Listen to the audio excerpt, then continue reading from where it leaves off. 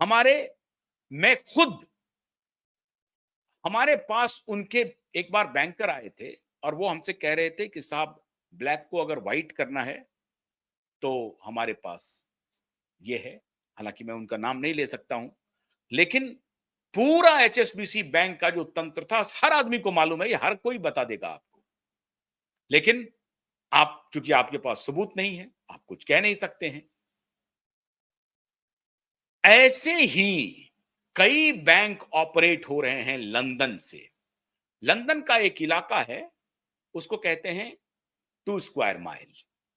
और to square mile जो है उसमें दुनिया भर के जितने व्यवसायी हैं, बड़े व्यवसायी, उनकी रिहाइश है, उनकी अपनी पुलिस है, उनकी अपनी सिक्योरिटी एजेंसी है, उनका अपना फाइनेंशियल सिस्टम है जो पूरी दुनिया को कंट्रोल करता है। और वहीं से कंट्रोल होता है बैंक ऑफ इंग्लैंड।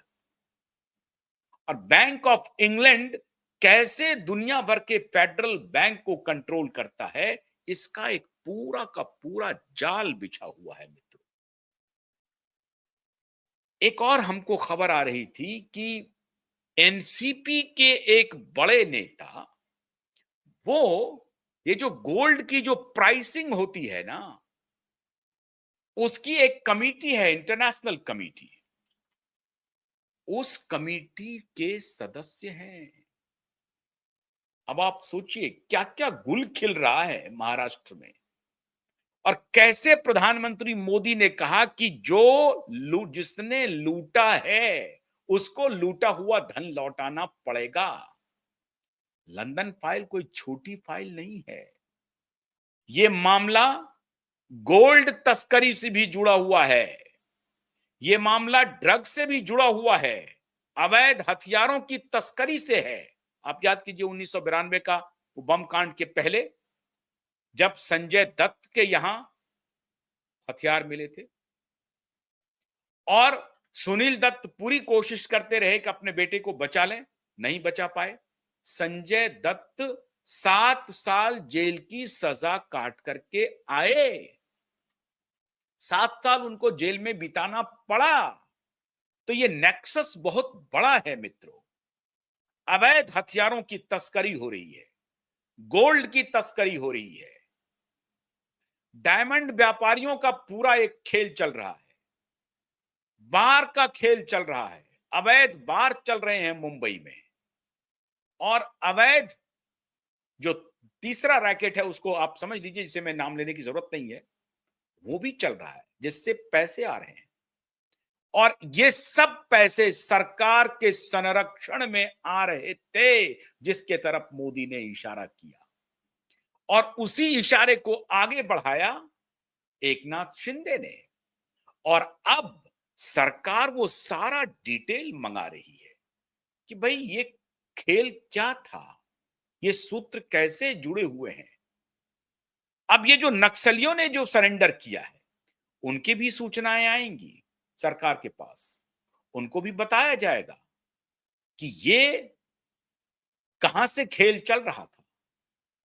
नक्सली ने कहा कि गढ़चिलौड़ी के जो वर्तमान एसपी हैं, उन्होंने बड़ी भूमिका निभाई है उनके सरेंडर के लिए, लेकिन सरकार बदली हुई है। सरकार एक के बाद एक, जो पिछली सरकार के जो पैसे कमाने का जो स्रोत था, उस पर एक एक करके हमला कर रही है। हर दिन नया डेवलपमेंट हो रहा है, हर दिन। इन सबके तार जुड़े हुए थे, डायरेक्ट नहीं, इनडायरेक्टली। नक्सल के साथ मैं ये नहीं कह रहा हूं कि ये दोनों बाप बेटा हॉबनॉबिंग करते थे, लेकिन उन इलाकों में इनके जाल छिड़े हुए थे और उनको पहुंच रहा था, अवैध हथियार पहुंच रहा था, अवैध नशा पहुंच रहा था, नशे की दवाई पहुंच रही थी, नशे की गोलियां पहुंच रही थी। और उससे ये पूरा धंधा चल रहा था, एक्सटॉर्शन का धंधा होता था। और फिर वो एक्सटॉर्शन जो बड़े बड़े व्यवसायी होते थे, बड़े बड़े इंडस्ट्रियलिस्ट होते थे, वहां डेवलपमेंट का, अभी मैंने बताया आपको कि लॉयड माइनिंग इंजीनियरिंग कंपनी जो वहां काम कर रही थी, माइनिंग का पूरा इलाका है, उसको वहां पर मार धार दिया जाता था, बेचारे कंपनी वाले भाग जाते थे, कोई डेवलपमेंट का काम नहीं होने देते थे। सड़क बनानी है, उनको हफ्ता देना पड़ेगा। तो ये नक्सल नहीं था, कोई आइडियोलॉजी नहीं थी, ये गरीब के उत्थान के लिए काम नहीं कर रहे थे, ये एक्सटॉर्शनिस्ट ग्रुप के रूप में इमर्ज कर गए थे, उनको पॉलिटिकल पार्टियों का समर्थन था, वो लूट मचाते थे, उनसे पैसा आता था और फिर वो उस पैसे को ये बंदर बांट करते थे। तो इस तरह से राजनीति का संरक्षण इन लोगों को प्राप्त था। अब वो सारी पोल पट्टी खुल करके सामने आ गई है मित्रों। अब ये नक्सली जिन्होंने सरेंडर किया है, वो भी इनके तार खोलेंगे कि साहब किन किन का हमको समर्थन मिलता था, कौन कौन हमें हथियार पहुंचाता था, कैसे कौन पुलिस वाला किधर से हमें हथियार पहुंचाता था और कैसे उनको पैसे मिलते थे। आप कल्पना कर सकते हैं AK-47 कहां से मिलता था इनको, कौन देता था AK-47? आप सोचिए जरा, पुलिस का इंटेलिजेंस क्या कर रही थी? इनके पास AK-47 जैसा हथियार पहुंच रहा है, इसका मतलब अवैध हथियारों की तस्करी बड़े पैमाने पर हो रही है। और अगर हथियार पहुंच रहा है तो पैसे भी पहुंच रहे हैं। पैसा कौन पहुंचा रहा है? लूट का पैसा है। सोने की दुकान में चोरी डाका डाला जा रहा है, डायमंड को उड़ाया जा रहा है, क्या हो रहा है? तो ड्रग एक बड़ा कार्टेल है, वहां से पैसे आ रहे थे। तो ये पूरा अवैध तंत्र, ड्रग का पैसा, बार का पैसा, शराब का पैसा, अवैध हथियार का पैसा, ये सारे पैसे का हजारों करोड़ का बाजार इन दोनों बाप बेटाओं ने अपने साथी नेताओं के साथ मिलकर के एक पूरा ब्लैक बाजार खड़ा किया हुआ था। आज फडणवीस की सरकार उनके ब्लैक बाजार पर हमला कर रही है, एक एक करके हमला कर रही, एक एक करके। ईडी ड्रग कार्टेल के ऊपर धावा बोल रही है और नारकोटिक्स डिपार्टमेंट बोल रही है, छापेमारी हो रही है। दाऊद के स्लीपर सेल को एक्सपोज किया जा रहा है और इधर जो नक्सल प्रभावित इलाका है जहां हथियारों की बड़े पैमाने पर तस्करी हो रही थी, उन नक्सली का हृदय परिवर्तन करा करके समाज की मुख्य धारा में उनको लाया जा रहा है और सब जगह से सूचनाएं एकत्रित हो रही हैं। इस बाप बेटे के कुकर्म पूरी दुनिया के सामने आएगा।